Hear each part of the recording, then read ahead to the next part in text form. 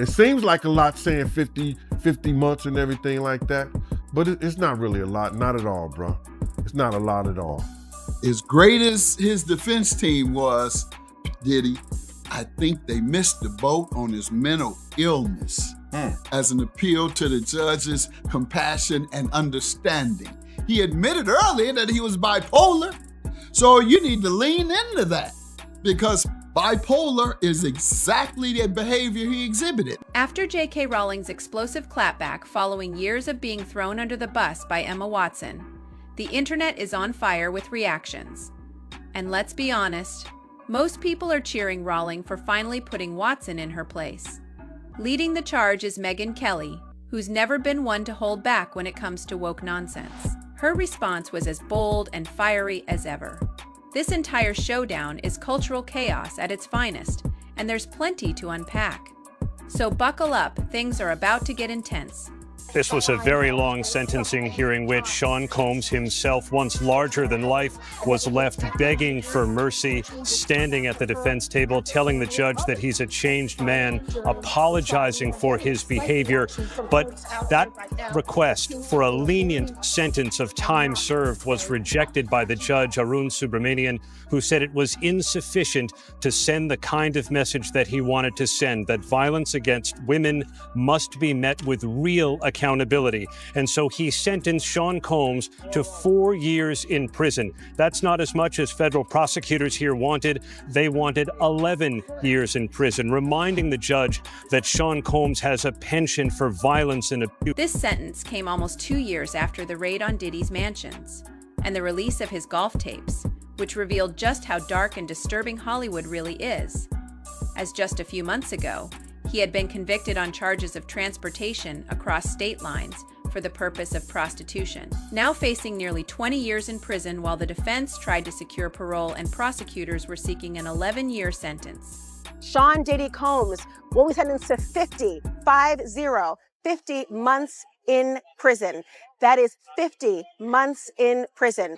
Far less than the 11 years requested, far more than the 14 months. He will not walk out of the door behind me in the courtroom today. He will not be a free man for 50 months. The judge says, which is a little shy of 4.25 years. This is a serious sentence that reflects the gravity of your crimes and conducts. He also says this is a hard time away from your family, but also notes that Combs will have a life after prison. Even the video of Diddy assaulting women wasn't enough to make some people stop defending him. But now, with Diddy behind bars, his ex-girlfriend Cassie can finally feel at peace. Having written a letter to the judge before his sentencing expressing fear for her life and what he might do if released, especially since almost all the witnesses in the case had been receiving calls directly from Diddy asking them to stay silent. And now, after Sean Diddy Combs was sentenced to 50 months in prison for 2 counts of transportation to engage in prostitution on the 3rd of October, Cassie's lawyers issued a statement telling Ennies that while nothing can undo the trauma caused by Combs, the sentence recognized the impact of his serious offenses, adding that with the support of her family and friends, Miss Ventura will continue healing, knowing her bravery and fortitude have inspired many. Recalling her on and off relationship with Combs from 2007 to 2018, who in addition to over 4 years in prison, was given 5 years of supervised release and a $500,000 fine, and ahead of sentencing, Combs, acquitted on sex and racketeering charges during his federal trial, expressed remorse for all of the hurt and pain he caused others through his conduct, writing to the judge, "I lost my way. I got lost in my journey, lost in the drugs and the excess," while 50 Cent also wrote to the judge, saying that at several points in his life, Diddy had threatened him, and he did not believe for a second that Diddy had changed, noting that a criminal who has engaged in violent behavior doesn't simply change because they spent a few months in jail. Judge Submaranian. Now, he posts this as a text message. I don't know if this was a text message to his lawyer, where maybe he was instructing his lawyer to write this letter to the judge. If you don't know, the judge is accepting letters in the case of the sentencing of Sean P. Diddy Combs, who's set to be sentenced tomorrow. And 50 Cent decided to write his letter to the judge as well. If you don't know, at this point, I think it's abundantly clear that 50 Cent is the baby father of the child that belongs to not only 50, but the woman that is identified as Jane Doe. That woman, I think we now know, is Daphne Joy. So Daphne Joy's baby daddy is 50 Cent. So maybe there's a reason and there's some relevance here for 50 to have somewhat of a letter being sent to the judge. Why? Well, one of the two victims, or the main two victims, which is victim one, we all know is Cassie, but victim two is known as Daphne Joy. Who's Daphne Joy's baby father? 50 Cent. So he writes a letter and he says, "Dear Judge Submaranian, I've had an ongoing dispute with Puffy for over 20 years. He's very dangerous. Multiple times I have feared for my life. I think you should consider the safety of the general public, Your Honor, before unleashing him upon them. There hasn't been enough time for him to reform or make any adjustments, despite his trying to teach a class in this." This is how you know he actually wrote this. This is bad grammar. Despite him trying to teach a class in there. As you're already aware, the government has spent maximum amount of money on deploying federal agencies, which appear to be an army, in 2 locations simultaneously. Later, his sons, who's dealing with his own R-word allegations, claimed that the feds had hit the wrong house. Anyway, Diddy's only going to return to hiring more male s***ers and keep most of the baby oil away from the general public, and Babies Needed, my Netflix doc on this scandalous subject, is coming soon. The most shocking reaction, however, came from Diddy's own children, who, before his sentencing, begged the judge to show their father mercy and spoke about how he had always been their superhero. Diddy's children speak about their father at his sentencing hearing, and they honestly don't have a lot of time to say much, but they were given a little bit of time to say something. Quincy starts off by saying he's transformed. He will not jeopardize his freedom again. As his children, we wish to heal together. Next up is Diddy's son, Justin. I ask you to give my father a second chance. My father is my superhero. My father always told me to believe in God. Talk to my father every day, every other hour. Next is Christian Combs. I am the one who most resembles my pops, my mannerisms. My whole life I studied my dad up and down. He's the greatest man in the world, my superhero. He told me to treat women like a queen, and I do. I see in his eyes, as his twin, that he has changed. My name is Jessie Combs, and I am 18 years old, and she cries. When my mother passed away, I was just a little girl. I remember my dad sitting us down. It helped me survive when I just wanted my mom. My name is Chance Combs, his daughter. He's changed, and she starts crying. Sorry. He speaks with a clear mind. My name is Delilah Combs. We watch our 2-year-old sister. She cannot grow up fatherless. Honor, please. And she starts crying. Let us move forward, not as a headline, but as a family. The judge says, thank you all. This is important for me to hear. Right after the sentencing, Diddy's children walked out of the courtroom smiling and laughing, and reports suggest that he didn't even turn to look at them, raising questions about whether he was using his kids to gain sympathy, as he seemed to believe that showing the judge his sweet and caring side might reduce his sentence.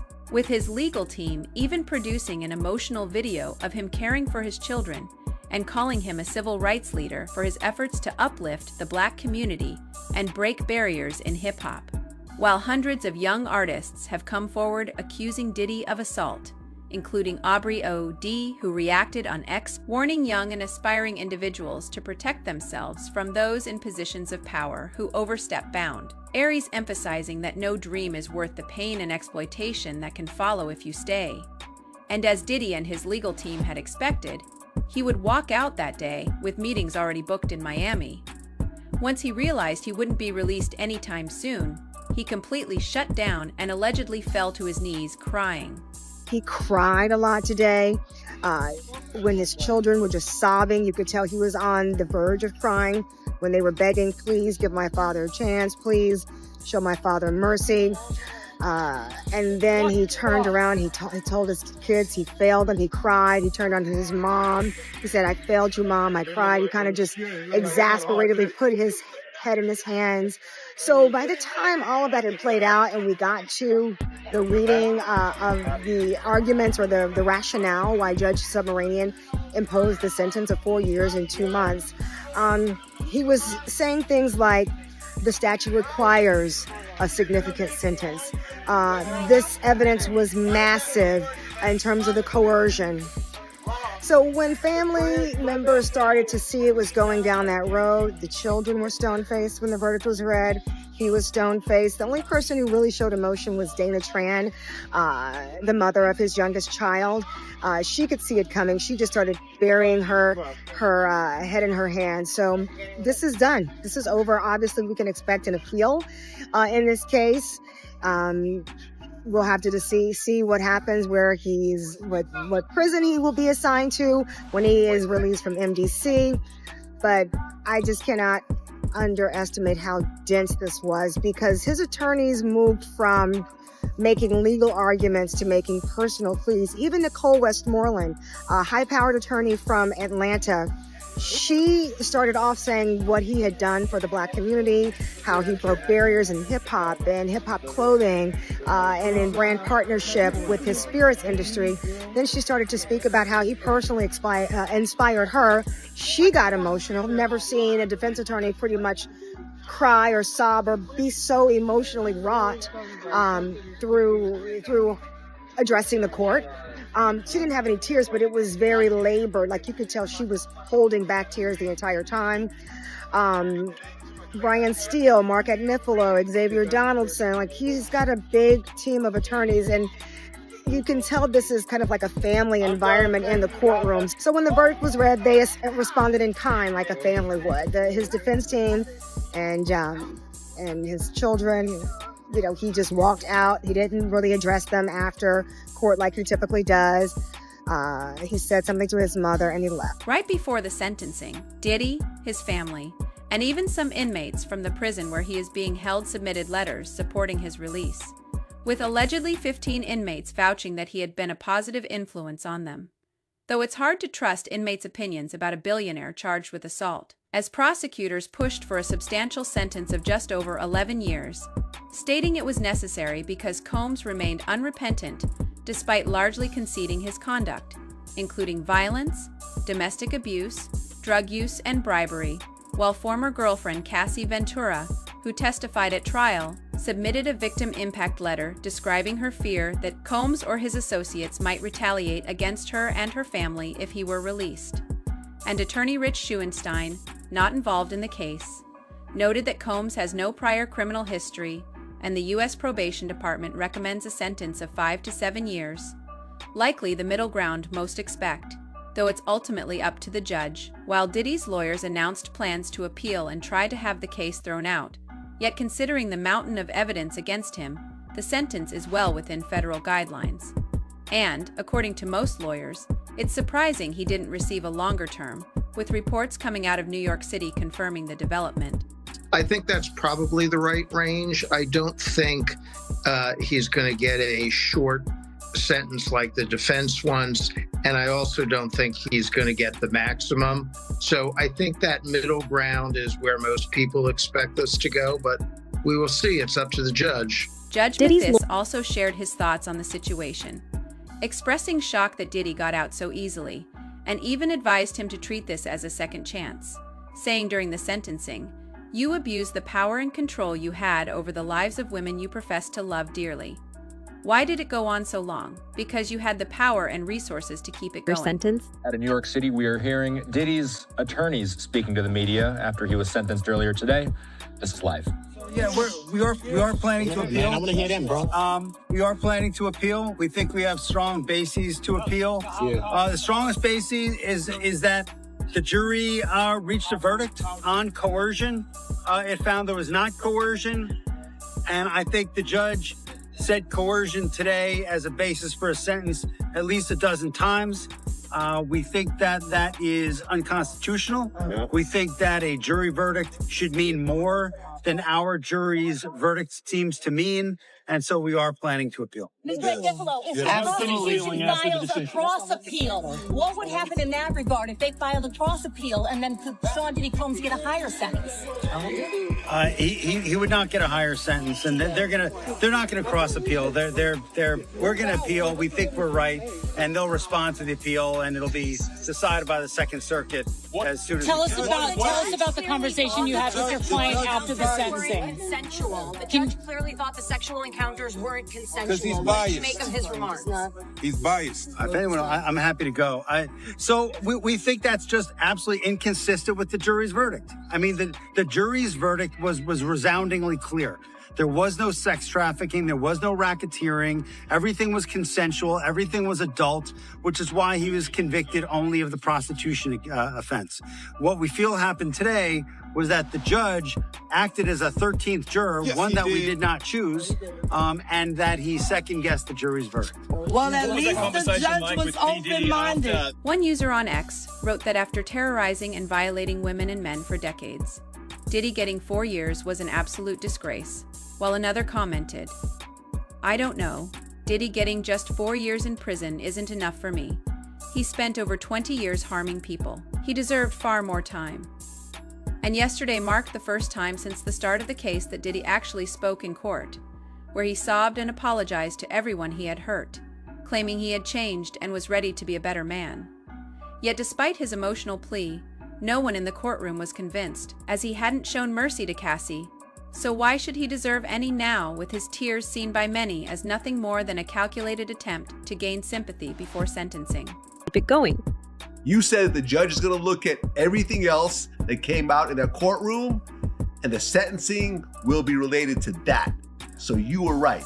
Were you surprised at the 50 months? Well, I was surprised it wasn't more, quite frankly. Based on the prosecutors wanted 11 years. The judge, as we know, said he would be considering things outside of the conviction. And so and wouldn't give him $1 million bond. Or I think later he offered $50 million and you wouldn't give him a bond. So no, I thought he was going to bring the hammer down a little harder. But 4 years, 5 years is 5 years, 4 years and 2 months rather.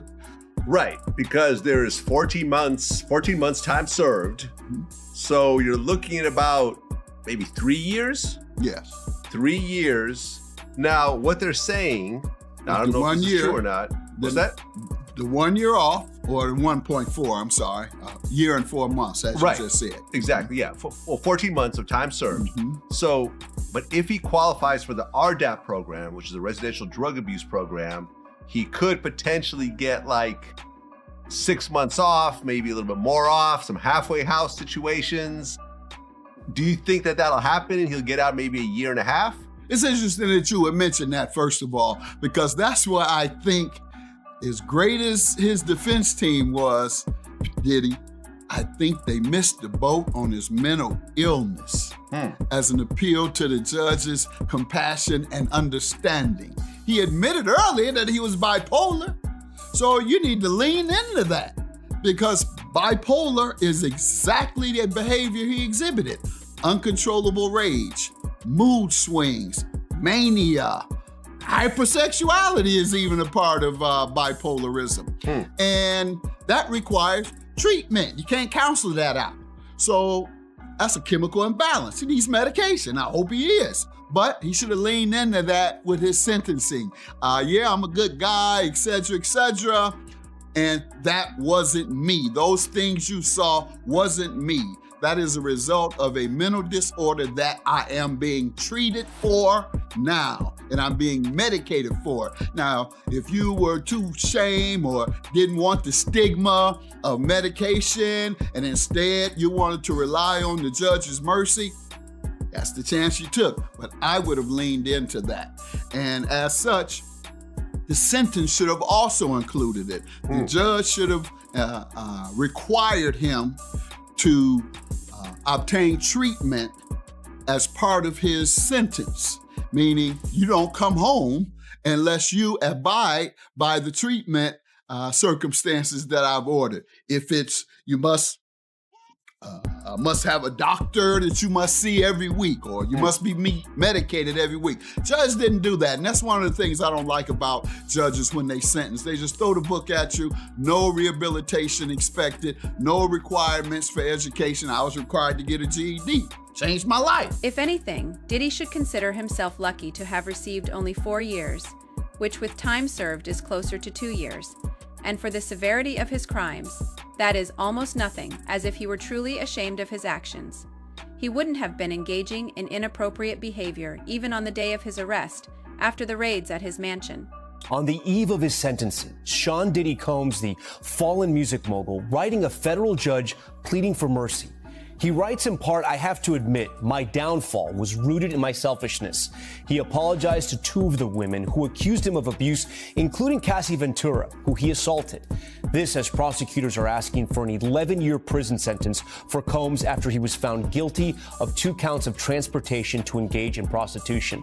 Laura Jarrett joins us now live in studio. Laura, you have the letter right there, and he makes it very clear he's asking the judge to be let go to his family right now. Tom, it's a pretty striking letter. Combs, in his own words, saying he realizes he's in a situation where no amount of money or fame can save him. He writes this: "I have been humbled and broken to my core. Jail is designed to break you. There have been some days I thought I would be better off dead." He goes on to say, Tom, that he lost everything from his businesses to time with his children. He's a single father. He also apologizes, notably, to the women who prosecutors say he abused. He says that video, that infamous video of him abusing Cassie, plays over in his head daily. "I literally lost my mind." He says he's a changed man. He says he's sober for the first time in 25 years. He will have an opportunity to address the court there tomorrow. Remember, of course, his lawyers are asking for just 14 months. Prosecutors asking for a far greater 11 years behind bars. He was acquitted of the charges, though, of course, that could... One of the witnesses in Diddy's trial, who Diddy had paid to engage in lewd acts with Cassie, said that this sentence feels like closure,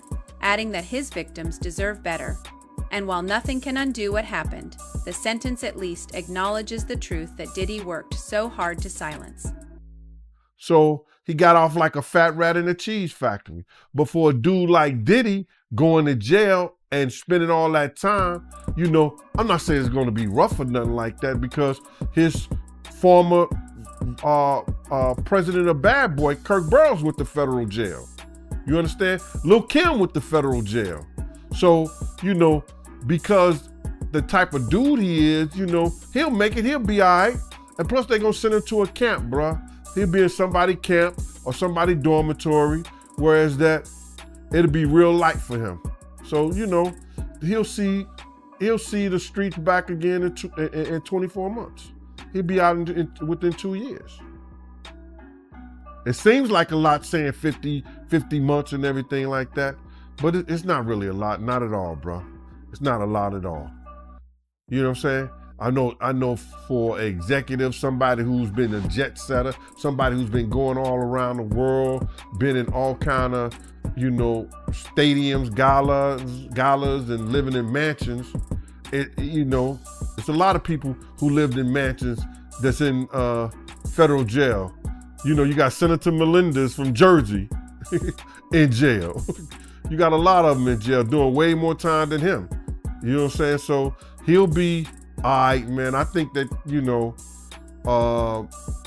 he got off like a fat rat in a cheese factory, bro. You know? The jurors who actually saw the evidence presented in court all agree that Diddy's sentence is more than fair, and TMZ obtained the video he played at his trial in an attempt to convince the judge to forgive him, which unsurprisingly didn't work in his favor, as almost everyone in the courtroom agreed that it only made him look more shady, especially since he later admitted being under the influence of drugs during the entire time he was with his kids, claiming this is the first time in 25 years that he has been completely sober.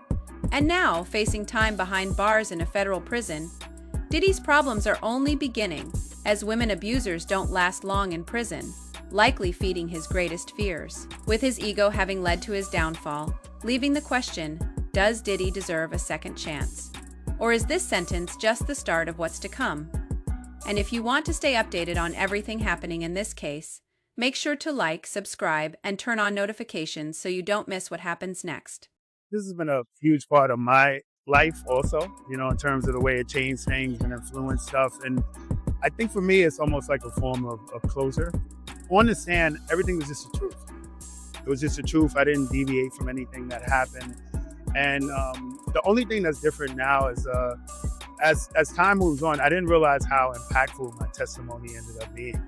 You know, a lot of people have said that my testimony could have been very influential in him getting acquitted and stopping the second and at least the RICO charges. So just understanding that I might have been that impactful is just kind of like a wild moment. I'm really hoping for time served. And the reason why I'm hoping for that is, even with my testimony, walking out of the trial, I said, well, this is my isolated experience. But for some odd reason, a lot of the male sex workers started reaching out to me. And this was very candid conversations, one-on-one and stuff. And every single one of them had the same experience.